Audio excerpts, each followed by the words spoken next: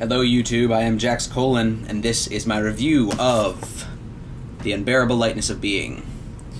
Just gonna start off and say that this book is fucking incredible. Really blew my mind. I had only heard about the title secondhand, maybe seen some people reading it on the subway, and I just randomly bought it one day when I was in Barnes & Noble because I was like, alright, well, supposedly this book's gonna be a classic. So I bought it, but that was a while ago, and I finally got around to reading it, and it is incredible. I mean, I could talk about the plot, but there's not really your standard A to B plot, storyline type deal. But that's fine, I really like that. It's just kind of episodic. If I had to be pressed primarily what it's about, I would say it's about male-female relationships. But it talks about a lot of other things, how people relate to the government, government oppression. There's even some stuff about religion in there and just the nature of existence in general. The comparisons he makes and the metaphors that he uses are just incredible. And I'm going to say right now, this one gets 4 punches in the face and 1 in the ear. Oh. Motherfucker! You hit me in the ear! Well, Jesus, I'm sorry. Ow! Christ! Why the ear, man? I fucked it up. No, that was perfect. Oh. And I'm not going to talk about it anymore. I'm just going to read a couple little clips, a couple little sections from it, just to give you an idea. And this book is chock full of sections that are as good as this and some that are even better. This one section is talking about, when he's talking about this one couple, he's discussing the differences in perspectives that people bring to a relationship. While people are fairly young, and the musical composition of their lives is still in its opening bars, they can go about writing it together, and exchange motifs. But if they meet when they are older, their musical compositions are more or less complete, and every motif, every object, every word means something different to each of them. If I were to make a record of Sabina and Franz's conversations, I could compile a long lexicon of their misunderstandings. Let us be content instead with a short dictionary. And he then goes on to just pick out various words and discuss how these different words mean completely different things to the two people that are in this relationship. And it's one of the things that makes communication really difficult. You have to learn how people view these certain words and what images they associate with them. And one of the ones that I'll read to you is about New York, my hometown. Well, not my hometown, but the town where I'm living right now. So this is how Franz and Sabina differ on their view of the beauty of New York. Franz and Sabina would walk the streets of New York for hours at a time.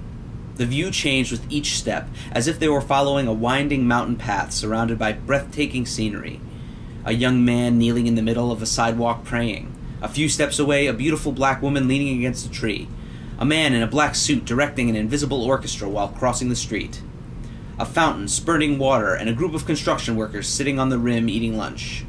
Strange iron ladders running up and down buildings with ugly red facades, so ugly that they were beautiful. And next door, a huge glass skyscraper backed by another, itself topped by a small Arabian pleasure dome with turrets, galleries, and gilded columns. She was reminded of her paintings. There, too, incongruous things came together. A steelworks construction site superimposed on a kerosene lamp. An old-fashioned lamp with a painted glass shade shattered into tiny splinters and rising up over a desolate landscape of marshland. Franz said, "Beauty, in the European sense, has always had a premeditated quality to it. We've always had an aesthetic intention and a long-range plan. That's what's enabled Western man to spend decades building a Gothic cathedral or a Renaissance piazza. The beauty of New York rests on a completely different base. It's unintentional. It arose independent of human design, like a stalagmitic cavern. Forms which are, in themselves, quite ugly, turn up fortuitously, without design, in such incredible surroundings that they sparkle with a sudden, wondrous poetry." Sabina said, "Unintentional beauty, yes. Another way of putting it might be beauty by mistake. Therefore, beauty disappears entirely from the earth that will go on. Before beauty disappears entirely from the earth, it will go on existing for a while by mistake. Beauty by mistake, the final phase in the history of beauty. And as she recalled her first mature painting, which came into being because some red paint had dripped on it by mistake. Yes, her paintings were based on beauty by mistake, and New York was the secret but authentic homeland of her painting. Franz said, perhaps New York's unintentional beauty is much richer and more varied than the excessively strict and composed beauty of human design. But it's not our European beauty. It's an alien world. Didn't they then at last agree on something? No. There is a difference. Sabina was very much attracted by the alien quality of New York's beauty.